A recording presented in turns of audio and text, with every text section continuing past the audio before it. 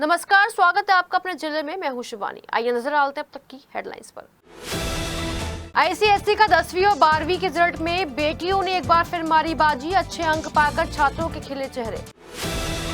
खसेरू खेड़ा चौकी प्रभारी प्रदीप कुमार और उनके कांस्टेबल साले की रायबरेली सड़क दुर्घटना में मौत। पत्नी गंभीर रूप से घायल। हाईकोर्ट में कागज दाखिल करके लौट रहे थे वापस। अक्षय तृतीया पर जमकर हुई सोने चांदी की खरीदारी। महंगाई में भी लोगों ने खूब खरीदा सोना। मेरठ में अजीबोगरीब कहानी। मौलाना शौहर ने नहीं कटवाई दाढ़ी तो देवर के संग भागी भाभी। पुलिस से लगाई न्याय की गुहार। बाबा साहब के फोटो के साथ अखिलेश के पोस्टर पर भड़की बीजेपी। कलेक्ट्रेट पर प्रदर्शन। एफआईआर और सदस्यता रद्द करने की मांग। सरूरपुर पुलिस और स्वाट टीम ने ऑन डिमांड पिस्टल सप्लाई करने वाले 2 हथियार तस्करों को किया गिरफ्तार। 60,000 रुपए में बेचते थे पिस्टल। दुर्घटनाओं से दहला जनपद। अब्दुल्लापुर में मॉर्निंग वॉक पर निकले युवक की दुर्घटना में मौत। कंकरखेड़ा में कारों की टक्कर में कई घायल। और एडीजी मेरठ जोन भानु भास्कर ने एसएसपी ऑफिस का किया औचक निरीक्षण। सभी विभागों को गहनता से किया चेक। फाइलों को भी देखा। और अब खबरें विस्तार से। बुधवार सुबह आईसीएसई के 10वीं और 12वीं का रिजल्ट आते ही बच्चों के चेहरों पर खुशी छा गई। Saint Mary Sophia girls school, saint Thomas और अन्य आईसीएसई स्कूलों में बच्चों का शानदार रिजल्ट देखने को मिला। आईसीएसई के 10वीं के रिजल्ट की बात करें तो 99.20% के साथ सेंट मैरी के तन्मय अग्रवाल डिस्ट्रिक्ट टॉपर रहे। उसके बाद 98% लाकर सेंट मैरी के दूसरे टॉपर रहे आइराहा संयम और वरिन बारगोत। वहीं तीसरे स्थान पर अभिरवे बंसल और वर्धमान जैन रहे, जिन्होंने 97.80% अंक हासिल किए। वहीं अगर 12वीं के रिजल्ट की बात करें तो सेंट मैरी फिर से बाजी मार गया। सेंट मैरी के पार्थ आशवलयान 98.25% लाकर साइंस स्ट्रीम के टॉपर रहे। उसके बाद दूसरे टॉपर अनुग्रह कौशिक रहे, जिन्होंने 98 अंक हासिल किए। और तीसरे टॉपर कृषाग्रह जैन 97.25% के साथ रहे। वहीं बच्चों के माता पिता उनकी इस जीत पर काफी उत्साहित नजर आए। छात्रों ने सड़ी हलचल से बातचीत कर अपनी खूब खुशियां जाहिर की और साथ ही बताया कि वो आगे चलकर क्या करियर चुनेंगे। डिस्ट्रिक्ट में टॉप किया है और 98.25% लाए हैं। इनसे जानते हैं कि इनकी प्रेपरेशन कैसी रही। प्रिपरेशन बहुत अच्छी रही थी। स्कूल वालों ने बहुत हेल्प करी थी और बेसिकली जो कोचिंग थी वो सीबीएसई को लेकर होती है। तो आईसीएसई के जितने भी टॉपिक्स हैं और आईसीएसई में जो एक्स्ट्रा चीज़ें हैं वो स्कूल की हेल्प से ही हो पाए हैं। और आपका पेरेंट्स का क्या रोल रहा आपकी इस जर्नी के अंदर? पेरेंट्स का बहुत सपोर्टिव रोल रहा है हर वक्त। पेरेंट्स का, टीचर्स का, फैमिली का बहुत सपोर्टिव रोल रहा। और आइए इनकी मदर से बात करते हैं। आप बताना चाहेंगे कुछ? नहीं, I am proud of him. Proud moment for a mother. कुछ बताइए इन्होंने कैसे प्रेप की अपनी और किस तरीके से इन्होंने अपने लेवल पे प्रिपरेशन किया। सारा कुछ प्रॉपर गाइडेंस या तो टीचर्स की थी या इसकी अपनी लगन थी, जिससे प्रिपेयर किया। और आपके एम्बिशंस क्या हैं अब आगे जाके? इसके बाद अभी इंजीनियरिंग करेंगे। जेई मेंस क्लियर हो गया है, जेई एडवांस के लिए तैयारी कर रहे हैं। आइए अब बात करते हैं तन्मय अग्रवाल से, जिन्होंने 10th में टॉप किया है सेंट मैरीज के अंदर। मैं इनसे जानना चाहूँगा कि इन्होंने कैसे इस अचीवमेंट को हासिल किया और इनकी प्रेपरेशंस कैसी रही? देखिए, सबसे पहले तो ऑफकोर्स मेरे पेरेंट्स ने मेरा बहुत सपोर्ट करा, जिसकी वजह से मैं यहाँ आया हूँ। और सेकेंडली मैं क्रेडिट देता हूँ कि मैं स्कूल रोज़ आता था और स्कूल रोज़ आना हमें हमेशा हेल्प करता है। आजकल बच्चे क्या करते हैं, वो स्कूल को इतनी वैल्यू नहीं करते, लेकिन मेरे अकॉर्डिंग सबसे ज़्यादा वैल्यू स्कूल की होती है। और उसी ने मुझे काफ़ी हद तक हेल्प करा। बाद में स्कूल में जो भी मुझे होमवर्क मिलता था, जो भी काम होता था, मैं घर आके करता था। लेकिन मेरे अनुसार स्कूल आना और स्कूल के सब टीचर्स इतने सपोर्टिव हैं, इवन जो मुझे पढ़ा रहे हैं, जो नहीं पढ़ा रहे हैं, सब ने मेरी ऐसे हेल्प करने की कोशिश करी है, जिस वजह से मैं यहाँ आ पाया हूँ। फ्यूचर में आपके एम्बिशंस क्या होंगे अब? फ्यूचर अभी मैं इंजीनियरिंग की तैयारी कर रहा हूँ। फ्यूचर में आईआईटी जाने का सपना है, बाकी देखते हैं। और इनकी मम्मी भी हमारे साथ मौजूद हैं। मैं उनसे जानना चाहूँगा कितना प्राउड महसूस कर रही हैं वो इस अचीवमेंट पर अपने बेटे की। मैं प्राउड तो बहुत महसूस कर रही हूँ। ज़मीन पर मेरे पैर नहीं हैं, लेकिन सबसे ज़्यादा मैं शुक्रिया उस ऊपर वाले का करती हूँ, जिसने हमें आज ये दिन दिखाया। और स्कूल के स्टाफ का, टीचर का, सभी का, प्रिंसिपल सर का, कोऑर्डिनेटर मैम का, जो उन्होंने हमें इतना सपोर्ट किया और इसका भविष्य सुधारने में इसकी हेल्प करी। मेरी जो प्रिपरेशन थी वो बैलेंस थी। मैंने सभी सब्जेक्ट्स को इक्वल वेटेज दी। ऐसा नहीं कि साइंस को ज़्यादा देनी है या फिर ह्यूमैनिटीज़ वाले सब्जेक्ट्स को कम। मैंने सेल्फ स्टडीज़ पे ही फोकस करा, ट्यूशन्स वगैरह पे नहीं गया, क्योंकि I can't handle tuitions. Self studies से मुझे ये रहता है कि हाँ, मैंने इतना कर लिया और मेरे पास सारा कंट्रोल रहता है कि मैं कितनी तैयारी कर सकता हूँ। तो मेरा मेन सेंटर सेल्फ स्टडीज़ के ऊपर ही था। फ्यूचर में आप अपने आप को कहाँ देखना चाहेंगे? मैं फ्यूचर में अपने आप को आईपीएस बनना देखना चाहता हूँ। मैं चाहता हूँ कि देश में जो पुलिस है वो वो पुलिस जो है अनसोशल एलिमेंट्स को मिटाए और साथ में जो डिसिप्लिन है देश में उसे चलाए, क्योंकि बिना किसी डिसिप्लिन के कोई देश सक्सेसफुल नहीं हो सकता। और आपके पेरेंट्स का कैसा क्या रोल रहा है इस जर्नी में? मेरे पेरेंट्स का एक अलग ही रोल रहा, क्योंकि उन्होंने मुझे कभी प्रेशर नहीं बनाया मेरे ऊपर। साथ ही वो टीचर्स हैं तो वो समझते हैं कि एक स्टूडेंट पे किस तरह का प्रेशर रहता है जब खासकर बोर्ड एग्जाम्स होते हैं, तो उन्होंने मुझे गाइड करा। साथ ही मेरे पापा ने मुझे मेरी साइंस और मैथ साइड संभाली, मदर ने इंग्लिश साइड। तो इन दोनों की मदद से मैंने सेल्फ स्टडीज़ के साथ आज इस मुकाम पे पहुंचा हूँ। इनके फादर से भी बात कर लेते हैं कि वो कैसा महसूस कर रहे हैं इस अचीवमेंट पर। बहुत अच्छा लग रहा है सर, जब बच्चे की उपलब्धि होती है तो माँ बाप को अच्छा लगता ही है। और हमारा उद्देश्य यही रहा है कि बच्चा परसेंटेज पर ना जाए, ये है कि देश का अच्छा नागरिक बने, देश की सेवा करे, देश के काम आ सके। इनकी मम्मी से भी इनकी राय जान लेते हैं। आप कितना प्राउड महसूस कर रही हैं? बहुत प्राउड फील कर रही हूँ मैं, आज बच्चे ने नाम रोशन किया है और बच्चे की ये सारी खुद की मेहनत है। हम इसको सिर्फ सपोर्ट करते रहे कि टाइम टू टाइम की क्या चाहिए क्या नहीं चाहिए, हमने कभी भी इसके ऊपर प्रेशर नहीं बनाया। मैं मौजूद हूँ सेंट मैरी स्कूल के अंदर और यहाँ पर 10th और 12th का रिजल्ट आया है और यहाँ पर हमारे साथ मौजूद हैं टॉपर 10th के अभिर्वय बंसल। तो मैं इनसे जानना चाहूँगा आपने कैसे इसकी प्रेपरेशन करी और आपके एम्बिशंस क्या होंगे आगे? मैंने प्रिपरेशन तो ऐसे करी कि बस जो स्कूल में पढ़ाया गया उसके नोट्स बनाए, उसको रिलीजियसली फॉलो करा और अपने डेली टास्क कंप्लीट करे। और एम्बिशन यही रहेगा कि आगे बस जेई देना है, जेई में कुछ अच्छा करना है और बस फिर सेटल हो जाना है। और आपके पेरेंट्स का क्या रोल रहा है इस आपकी सक्सेस? उन्होंने तो बहुत मोटिवेट करा मुझे। जब भी मुझे ऐसा लगता था कि मैं कहीं टेस्ट में बुरे मार्क्स आते थे तो मैं कहीं लैग कर रहा हूँ, तो उन्होंने मोटिवेट करा मुझे। तो एक मेंटल सपोर्ट काफ़ी अच्छा दिया उन्होंने। और ये इनके फादर हमारे साथ मौजूद है, इनसे ही मैं जानना चाहूँगा आपको कैसा महसूस हो रहा है? बहुत अच्छा महसूस हो रहा है। बच्चे अच्छा करते हैं तो हम लोगों को गर्व होता है एंड मेहनत इनकी है, हमारा तो सपोर्ट है बस। मेरे टीचर्स का मिस्टर हिमांशु ग्रोवर जो अकाउंट सब्जेक्ट पढ़ाते थे, मेरी ट्यूशन टीचर का मिसेस चारू मैम जिन्होंने मेरे को अकाउंट्स पढ़ाया, उन सबका बहुत ही अच्छा रोल रहा। बाकी मेरी फैमिली फ्रेंड्स ने मेरी बहुत मदद करी। तो आपकी फैमिली का क्या रोल था इसमें, कैसे सपोर्ट दिया उन्होंने? फैमिली का बहुत रोल था। मेरे को रोज़ दादी कहती थी बेटा पढ़ लो, मम्मी कहती थी बेटा पढ़ लो, रोज़ मेरे को बोलते थे। और बाकी तो यही अच्छा रहा फैमिली का रोल, सब ने सपोर्ट करा। बता दें कि इन्होंने अकाउंट्स में टॉप किया और उन्होंने ओवरऑल 3rd पोजीशन अचीव करी है ओवरऑल 12th के अंदर। तो मैं इनके फादर से जानना चाहूँगा कैसा? वेरी प्राउड, बहुत ही प्राउड महसूस कर रहा हूँ। मतलब वर्ड्स बयान करने के लिए नहीं है, लेकिन I am so happy and so proud. Well done my son, well done. आइए अब बात करते हैं वर्धमान से जिन्होंने 3rd पोजीशन हासिल करी है 10th के अंदर। मैं इनसे जानना चाहूँगा आप कैसा फील कर रहे हैं? अच्छा फील कर रहा हूँ, ऑब्वियसली प्राउड फील कर रहा हूँ। विशेष अभी की जो एक्सपेक्टेशंस थी उनको पूरा कर पाया हूँ और मेहनत सक्सेसफुल हो गई, खुशी इस चीज़ की।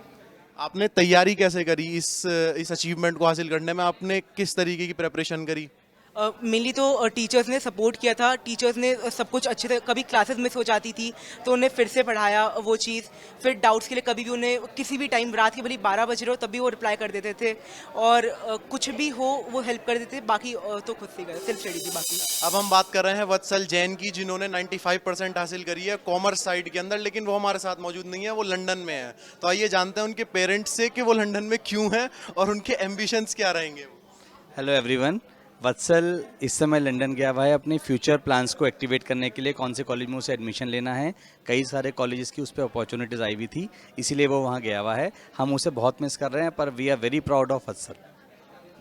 और मैं आपसे उनकी प्रेप्स के बारे में जानना चाहूँगा, कैसे प्रेपरेशन करी एग्ज़ाम की और कितना प्राउड महसूस कर रहे हैं आप इस अचीवमेंट पर उनकी? All credit goes to Vatsal and his mother.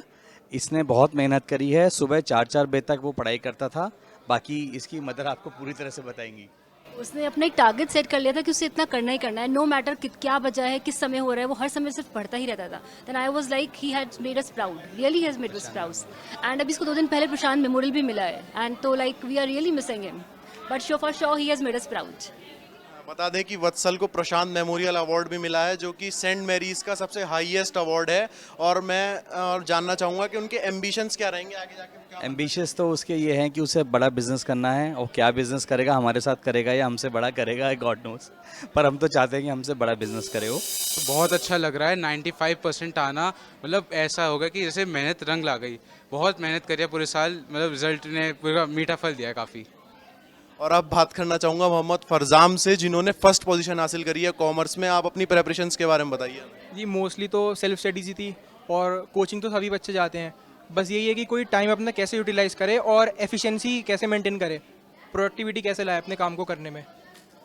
और मैं इन दोनों से ही एम्बिशंस के बारे में जानना चाहूँगा, इनके फ्यूचर में आपका क्या करने का प्लान है? ये फ्यूचर में मेरे को अपना बिजनेस करना है।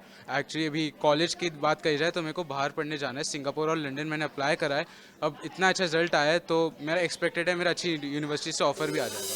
हमारे साथ मौजूद है आयरा, जो कि सेंट मैरीज की सेकंड टॉपर है, 10th की 98% लेकर आई है और डिस्ट्रिक्ट की 3rd टॉपर है। तो हम आयरा से जानेंगे कि आयरा कैसे प्रेप करा आपने और आप कितनी खुश हैं। आई एम वेरी हैप्पी एंड मैं ज़्यादा सेल्फ स्टडी करती हूँ। बहुत अच्छा लग रहा है आज, बहुत एक्साइटमेंट हो रही है। तो कैसे प्रेपरेशंस वगैरह करी आपने? मैं ज़्यादातर सेल्फ स्टडी करती हूँ, एज आई हैव सेड। मैं बस साइंस की ट्यूशन जाती थी और बस ऐसे ही होता था और हो गया। ओके, उनकी मदर से हम बात कर लेते हैं कि वो कितना खुश हैं आयरा की इस कामयाबी पर। I'm very happy today and I'm feeling very proud that my daughter has done so well. It was quite expected because she had been working consistently over last 1 year, not only class 10th but also class 9th. She has been scoring very well throughout and we were expecting that she would do very well, and a 2nd rank in the school and as a 3rd topper in the district. We are very proud as parents. उनके father से भी बात कर लेते हैं। Sir, आप कैसा या मेरे लिए बहुत प्राउड का मोमेंट है, बहुत ज़्यादा है। मतलब I can not explain the feelings inside me. I am really happy and really happy for her. Thank you sir. Cameraman Amit Kumar के साथ सिटी हलचल। वहीं सोफिया गर्ल्स स्कूल की छात्राओं का भी 10वीं का रिजल्ट शानदार रहा। सिद्धि जैन 98.8% के साथ फर्स्ट टॉपर रही। दूसरी टॉपर शुभी बंसल 98.4% के साथ रही। वह 98.2% अंक लाकर आर्यका आनंद तीसरे टॉपर रही। उधर हम सोफिया गर्ल्स स्कूल पहुंचे जहां हमने वहां की 12वीं की ह्यूमैनिटीज टॉपर पूर्वी नैयर, जिन्होंने 94.8% अंक प्राप्त किए, उनसे बातचीत की। इसके बाद हमने सोफिया की प्रिंसिपल सिस्टर मीना से भी बातचीत की और उनसे 10वीं और 12वीं के रिजल्ट के बारे में जाना। सिस्टर मीना ने टॉपर्स के बारे में बताते हुए उनको भविष्य के लिए शुभकामनाएं दी। अब सेंट मैरीज के बाद हम आ गए हैं सोफिया गर्ल्स स्कूल। ये हम बात करेंगे पूर्वी से, जो कि ह्यूमैनिटीज़ की 2nd टॉपर है, 94.75% लाई है।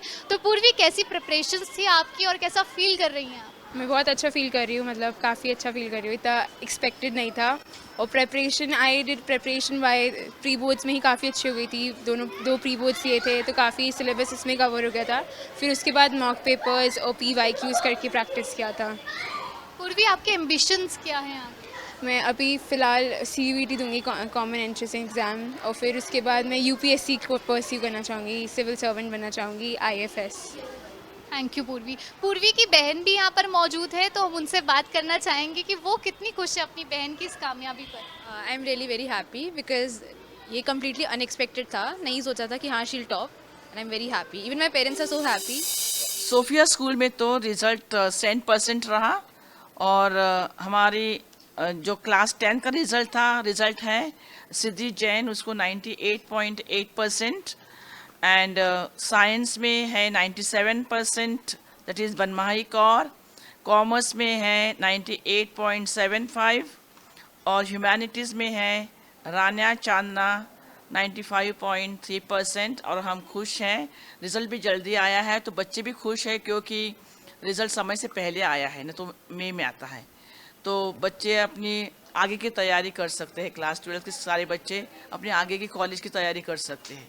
उधर saint Thomas English medium school भी पहुंचे जहां 95.3% के साथ मौली त्यागी कॉमर्स टॉपर रही, जबकि शिखर रस्तोगी ने 89.3%, मज़यूना रहबर ने 84.5% अंक प्राप्त किए। इसके साथ ही साइंस स्ट्रीम में परी गर्ग ने 94.6, अनन्या गुप्ता ने 94.5 और प्रत्यक्ष रस्तोगी ने 94.5% के साथ प्रथम स्थान पर रहे।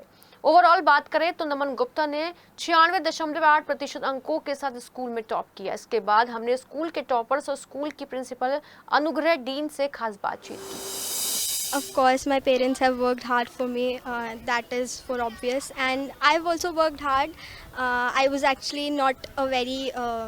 I was just an average student, और अब I've secured the 3rd position, so it is a big win for me, of course.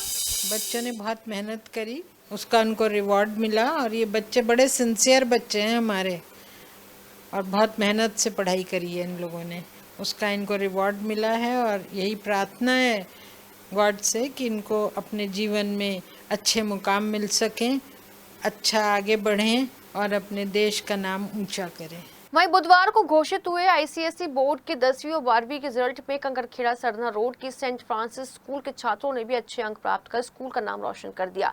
दोनों कक्षाओं का रिजल्ट 100% रहा। कक्षा 12वीं के 97.75% अंकों से छात्रा मेघा प्रथम आई, जबकि 95.25% अंकों से अभिषेक चतुर्वेदी सेकंड पोजीशन पर रहे और 94.5% अंक के साथ अनामिका शर्मा थर्ड आई। तो वहीं कक्षा 10 में 97.2% के साथ दक्ष सारस्वत फर्स्ट, 97% के साथ अजय तोमर सेकंड और 96.8% के साथ आयुष कुमार और दीपांशु अग्रवाल थर्ड आए। सभी छात्र छात्राओं को स्कूल के स्टाफ ने बधाई देते हुए उनके उज्जवल भविष्य की कामना की।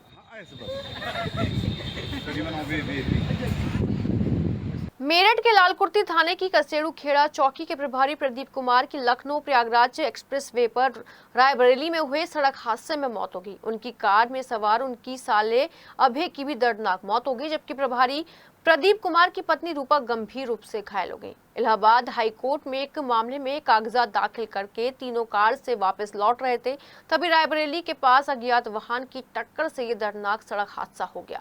दरअसल आगरा के एतमादपुर के रहने वाले प्रदीप कुमार मेरठ के कसेड़ू खेड़ा चौकी के प्रभारी थे। उनकी पत्नी रूपा नोएडा में सिपाही हैं, जबकि उनका साला अभय प्रयागराज के हासमपुर के रहने वाले थे। लखनऊ में कांस्टेबल के पद पर तैनात थे। दरोगा प्रदीप कुमार हाई कोर्ट में दस्तावेज जमा करने गए थे और जब वापस लौट रहे थे तो रायबरेली के जगतपुर थाना इलाके में तड़के उनकी कार को किसी वाहन ने जोरदार टक्कर मार दी, जिससे उनकी कार क्षतिग्रस्त हो गई और तीनों गंभीर रूप से घायल हो गए। तीनों को पुलिस ने अस्पताल में भर्ती कराया, जहां दरोगा प्रदीप कुमार और उनके साले अभय को डॉक्टर ने मृत घोषित कर दिया, जबकि प्रदीप की पत्नी रूपा का अस्पताल में इलाज भी चल रहा है। मौत से परिवार में कोहराम मचा हुआ है और मेरठ से भी पुलिस टीम रायबरेली पहुंच गई। अधिकारी लगातार फोन पर रायबरेली के अफसरों से संपर्क बनाए हुए हैं। इस हादसे में हुई मौतों से पुलिस महकमे में शोक की लहर है।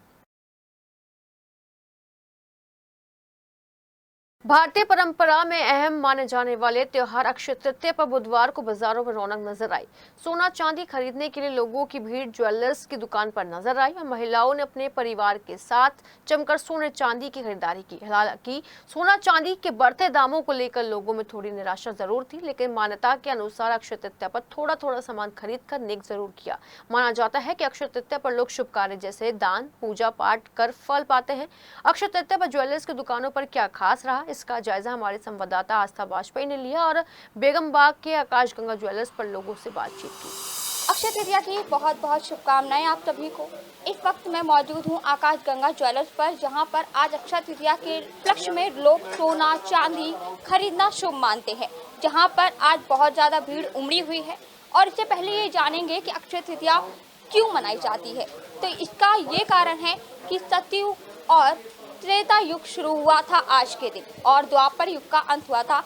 इस वजह से हिंदू मान्यताओं में ये ही कहा गया है, उसके चलते अक्षय तृतीया मनाई जाती है। और आज के दिन न जाने दान पुण्य सोना चांदी खरीदा जाता है। यहाँ पर हम कुछ लोगों से बात करेंगे कि सोना खरीद रहे हैं और सोने को लेकर क्या खरीदने आए हैं, क्या क्या वैरायटीज आई हैं, क्या नई वैरायटी को लेने आए हैं।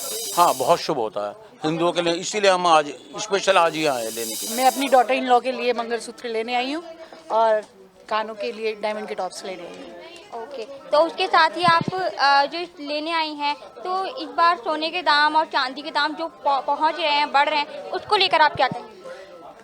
सोने चांदी के दाम तो बढ़ते घटते रहते हैं, चाहे अब खरीद लो चाहे बाद में खरीद लो। जो चेंज आ रहा है वो ज्वेलरी में ये आ रहा है कि लाइट वेटेड ज्वेलरी लोग ज़्यादा प्रेफर करते हैं कंपैरेटिवली हैवी के, जो पहनने में ज़्यादा है।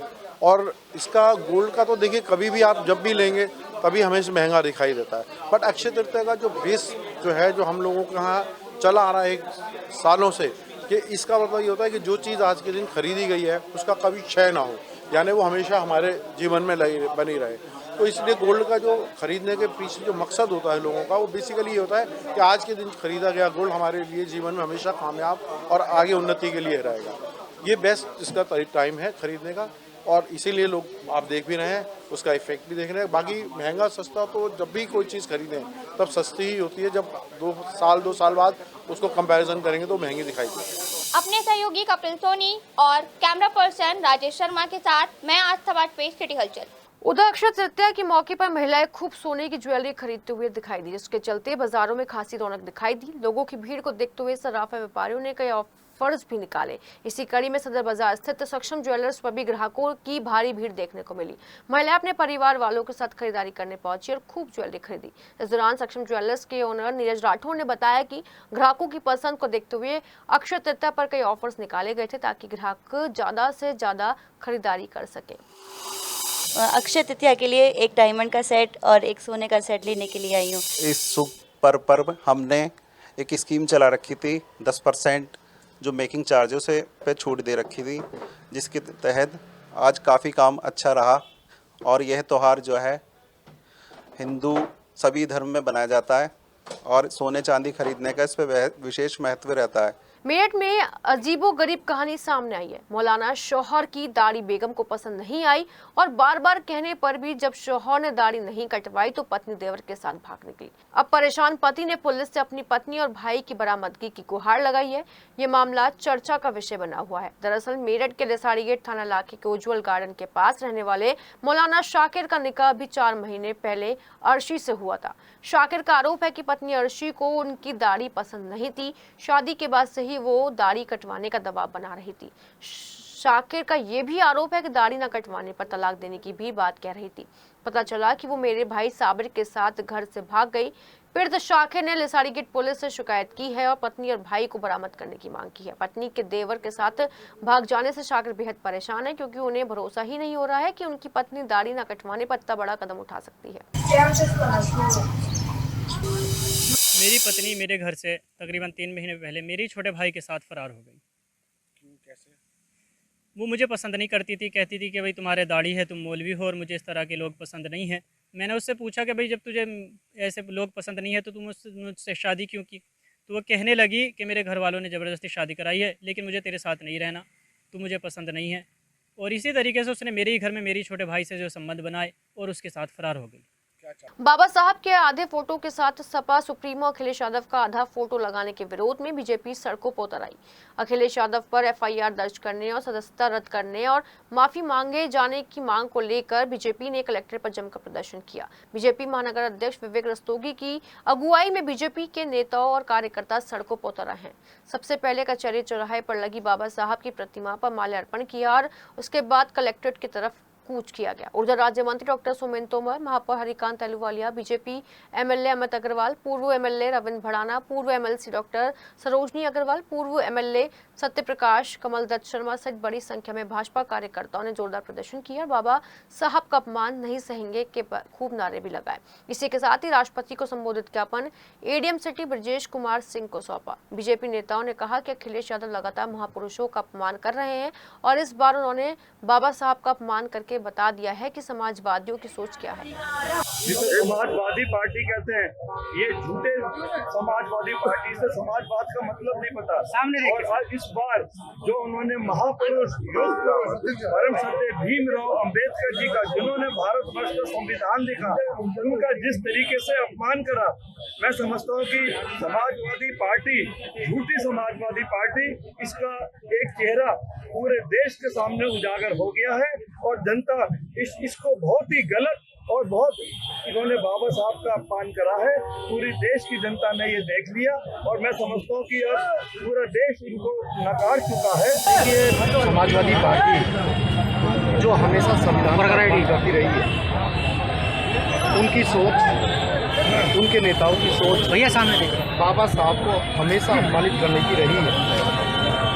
समय समय पर समाजवादी पार्टी के नेताओं ने राष्ट्रीय अध्यक्ष के साथ बाबा साहब को अपमानित करने वाले बयान हैं और ये उनकी कुंठित सोच को दिखाता है। जिस तरह से बाबा साहब, जिन्होंने पूरे देश के संविधान का निर्माण करके देश के लिए एक महत्वपूर्ण काम किया, उनके साथ उनके सिर का आधा हिस्सा अखिलेश यादव को दिखाकर समाजवादी पार्टी ने अपनी जो उसकी सोच है, छोटी सोच को अपना परिचय दिया है। भारतीय जनता पार्टी कड़े शब्दों में उसकी भर्त्सना करती है। बराबर में अखिलेश का चेहरा दिखाया है। अखिलेश तो कभी भी बाबा साहब के किनारे भी नहीं पहुंच सकते। ये उनका बड़ा निश्चित प्रयास है और संविधान का निर्माता जिन्होंने हमें संविधान दिया, अधिकार दिए सबको, उनका इस तरह से अनादर करना और अपने को उसके बराबर दिखाना, ये बहुत बड़ी समाजवादी पार्टी की बहुत बड़ी प्रचेष्टा है और देश इसको माफ नहीं करेगा। समाजवादी पार्टी पहले से ही धर्मों, जातियों, बिरादरियों में बांटने का काम करती है। उसने हमेशा समाज को तोड़ने का काम किया है और अब तो उसने पराकाष्ठा कर दी।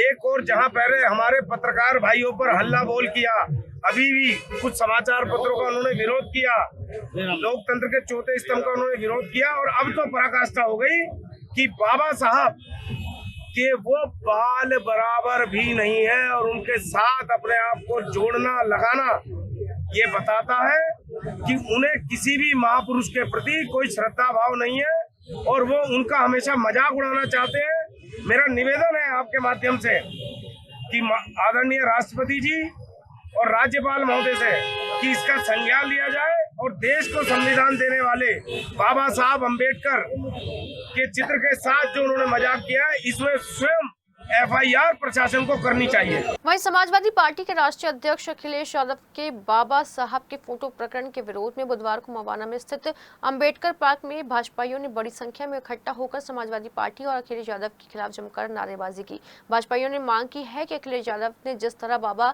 साहब डॉक्टर भीमराव अम्बेडकर का अपमान किया है, वो अपने द्वारा किए गए कृत्य पर संपूर्ण भारतवर्ष के लोगों से सार्वजनिक माफी मांगे और जब तक अखिलेश यादव माफी नहीं मांगते हैं, भारतीय जनता पार्टी इस तरह आंदोलन करती रहेगी।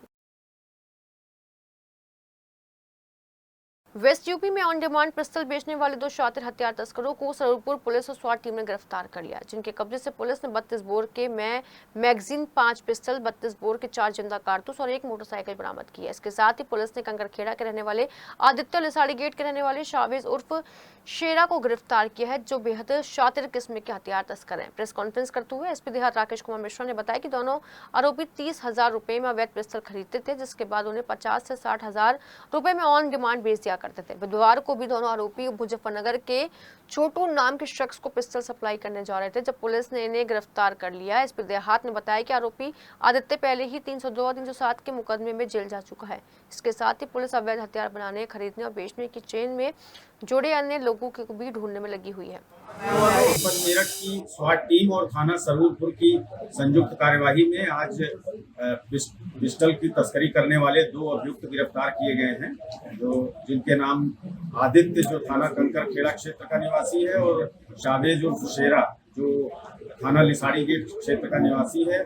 इनके पास से 5 पिस्टल, कुछ कार्ट्रिजेज और जो डिलीवरी के लिए लोग जा रहे थे उस घटना में जो मोटरसाइकिल इस्तेमाल कर रहे थे वो उसको बरामद किया गया है और इनका विस्तृत आपराधिक इतिहास है। सुसंगत धाराओं में मुकदमा दर्ज करके इनको जेल भेजा जा रहा है और इनके फॉरवर्ड और बैकवर्ड लिंकेजेस के बारे में पता लगाया जा रहा है और ये जो चेन है उसको पूरी तरह से इन्वेस्टिगेशन में हम लोग पता करेंगे और उसके बाद अन्य लोग भी जो इसमें आएंगे उनको भी गिरफ्तार किया जाएगा और जो विधिक कार्यवाही है वो थाना सरूरपुर के द्वारा निष्पादित की जाएगी। दुर्घटनाओं से जनपद दहल गया है। पिछले 24 घंटों के दुर्घटनाओं के आंकड़े बता रहे हैं कि डीआईजी कलानिधि निथानी की दुर्घटनाओं के आदेश को स्थानीय थाना पुलिस सीरियस नहीं ले रहे हैं।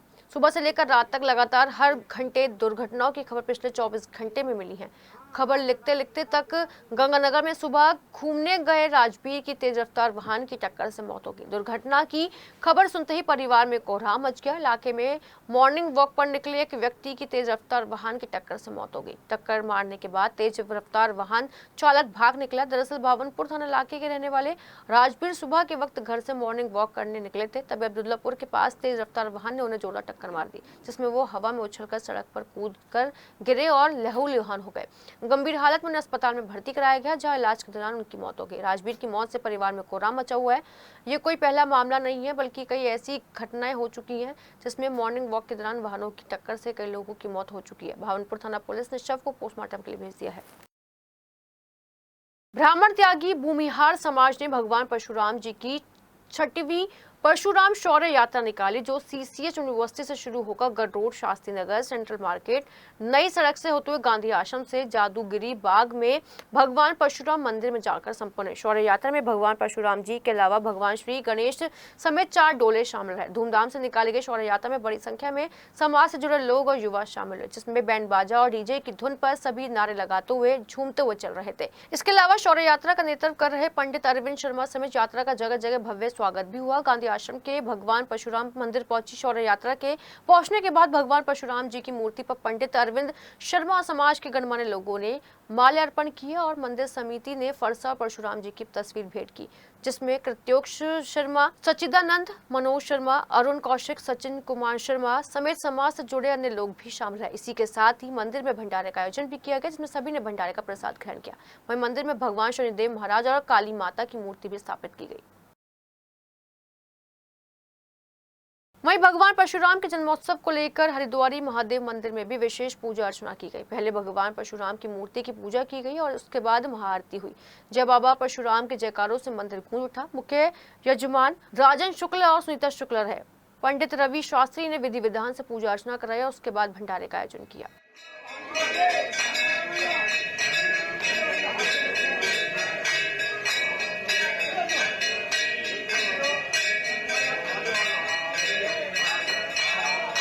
उधर भगवान परशुराम जन्मोत्सव के उपलक्ष्य में मवाना की विवेक विहार कॉलोनी में स्थित प्राचीन पांडेश्वर मंदिर में मंगलवार को हवन यज्ञ के साथ अक्षय तृतीया भगवान परशुराम जन्मोत्सव के उपलक्ष्य में कार्यक्रम आयोजित किया गया था। बुधवार को मंदिर प्रांगण में विशाल भंडारे का आयोजन किया गया। भंडारे से पूर्व सभी ने सामूहिक रूप से भगवान परशुराम की पूजा अर्चना की और सभी श्रद्धालुओं को आलू पूरी हलवे का प्रसाद बांटा। भंडारे में बड़ी संख्या में श्रद्धालु भी प्रसाद ग्रहण किया। नवनियुक्त ADG mayor zone Bhanu Bhaskar ने एसएसपी ऑफिस पहुंचकर निरीक्षण किया। गार्ड ऑफ ऑनर के साथ एडीजी का स्वागत हुआ, जिसके बाद उन्होंने पुलिस ऑफिस के अंदर बने सभी विभागों का निरीक्षण किया। एडीजी ने सभी विभागों में जाकर उनकी व्यवस्था देखी और फाइलों को भी चेक किया। उन्होंने विभागों में होने वाले कार्यों की भी बारीकी से समीक्षा की। तो वहीं गोपनीय विभाग में धूल फाक रही फाइलों के रखरखाव के लिए जरूरी दिशा निर्देश दिए। निरीक्षण के दौरान DIG Kalanidhi Naithani, SSP doctor Vipin Tada, SP देहात राकेश कुमार मिश्रा, एसपी क्राइम अविनीश कुमार समेत अन्य पुलिस अधिकारी भी मौजूद रहे। निरीक्षण के बाद एडीजी ने सभी पुलिस अधिकारियों के साथ मीटिंग की और जरूरी दिशा निर्देश दिए।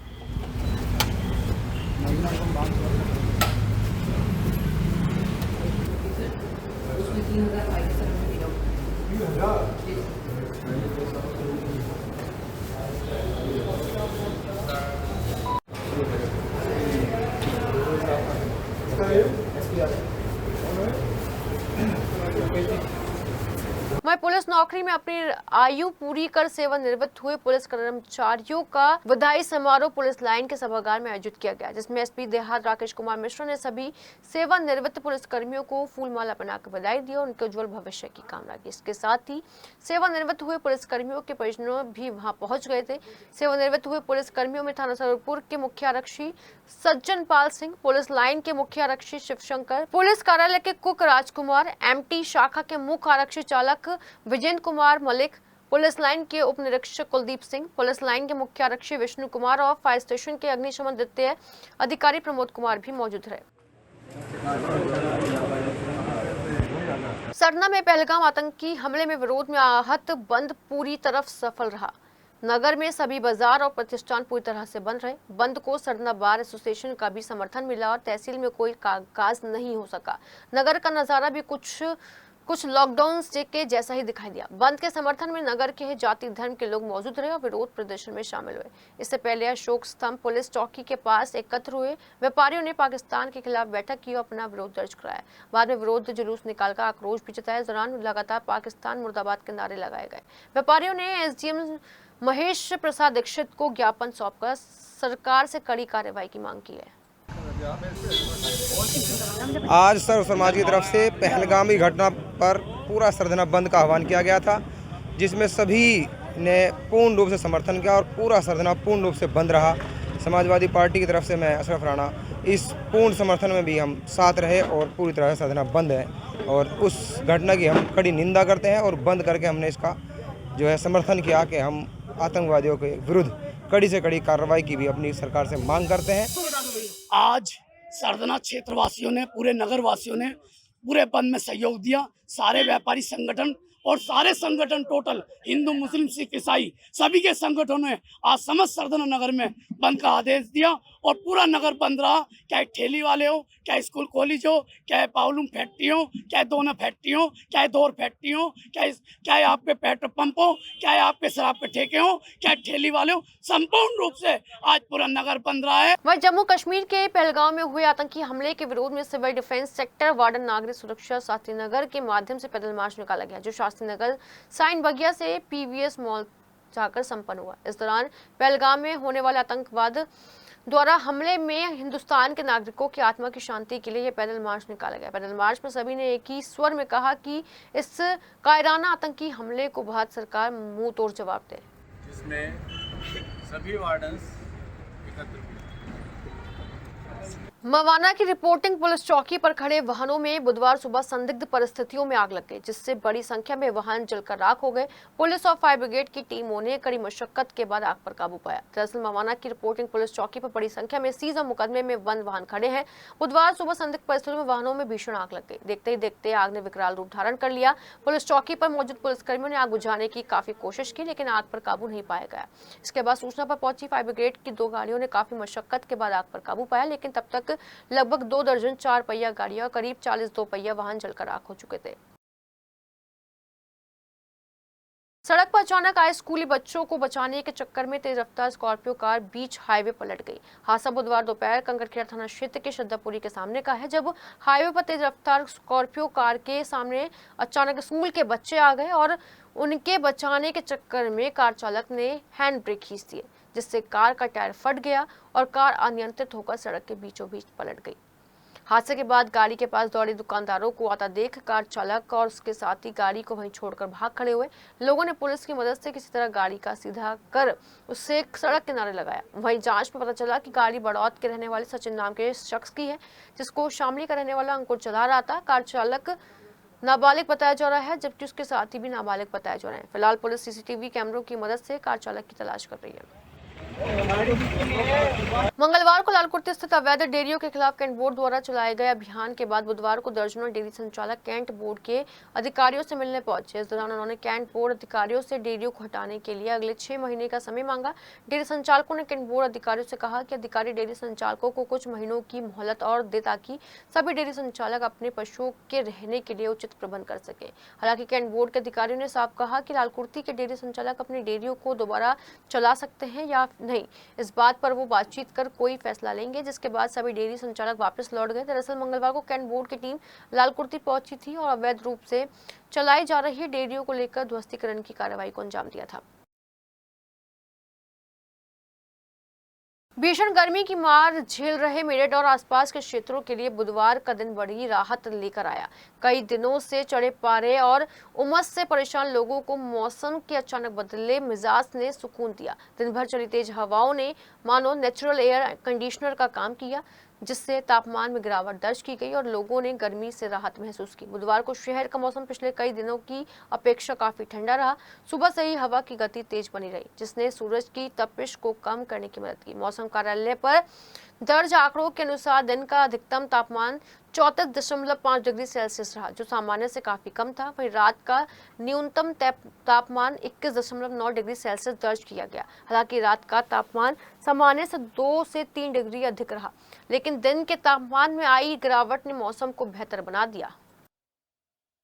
बुधवार को रोटरी क्लब के तत्वाधान में वेस्टर्न रोड स्थित अन्नपूर्णा चैरिटेबल ट्रस्ट में निःशुल्क चिकित्सा शिविर का आयोजन किया गया। इस दौरान वरिष्ठ चिकित्सकों ने शिविर में आए मरीजों की आंखों की जांच की और परामर्श दिया। शिविर में करीब 58 रजिस्ट्रेशन हुए, जबकि दर्जनों मरीजों की आंखों का ऑपरेशन भी निःशुल्क किया गया। इस दौरान श्री अन्नपूर्णा चैरिटेबल ट्रस्ट के महामंत्री ब्रजभूषण गुप्ता ने बताया कि हर साल की तरह इस बार भी रोटरी क्लब के तत्वाधान में आंखों की विभिन्न बीमारियों को लेकर निःशुल्क चिकित्सा शिविर आयोजित किया गया, जिसमें वरिष्ठ चिकित्सकों ने मरीजों को परामर्श दिया।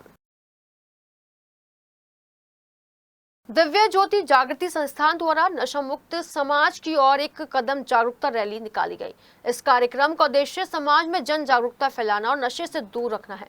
रैली बच्चा पार्क से शुरू होकर सूरजकुंड पर समाप्त हुई और नुक्कड़ नाटक के माध्यम से नशे की लत के परिणामों को नाटक के रूप में दर्शाया गया। और इस कार्यक्रम में स्कूलों, कॉलेज और अनेक संगठनों ने बढ़ चढ़कर भी हिस्सा लिया। कार्यक्रम का समापन साध्वी आर्य भारती द्वारा किया गया। कार्यक्रम गुरुजी आशुतोष महाराज के मार्गदर्शन में कराया गया।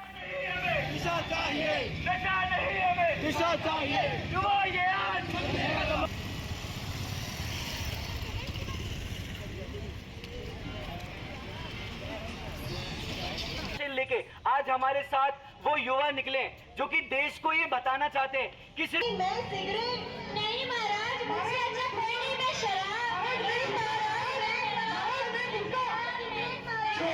मुस्कान और साहिल की जमानत पर आज यानी बुधवार को सुनवाई नहीं हो सकी। जज ने सुनवाई के लिए लंच से पहले का समय दिया था। मुस्कान साहिल दोनों आरोपियों की पैरवी करने वाली सरकारी वकील रेखा जैन ने कहा, अभी मैंने केस डायरी को रीड नहीं किया, इसलिए आज सुनवाई नहीं की जाए।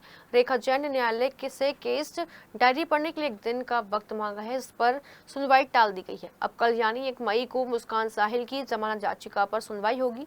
रेखा जैन ने 24 अप्रैल को मुस्कान साहिल की जमानत के लिए पेश की एप्लीकेशन में जमानत का मुख्य आधार हत्या होने के काफी समय बाद मुकदमा दर्ज होने को बनाया है। साथ ही उन्होंने कहा कि हत्या का कोई आई विटनेस नहीं है जो साबित करता हो कि हत्या मुस्कान और साहिल ने की है। कोई ऐसा प्रमुख साक्ष्य नहीं जो मुस्कान साहिल को दोषी ठहराता हो, इसलिए दोनों को जमानत दी जाए। वहीं सरकारी वकील की बेल एप्लीकेशन पर थाना ब्रह्मपुरी ने अपना नेगेटिव कमेंट लिखकर दाखिल कर दिया है। अपने जिले में फिलहाल इतना ही। मेरठ शहर आसपास की तमाम छोटी बड़ी खबरों को हम पहुंचाते रहेंगे आप तक, तो जानिए वो जरूरी है जो। फिलहाल हमें दीजिए इजाजत। नमस्कार।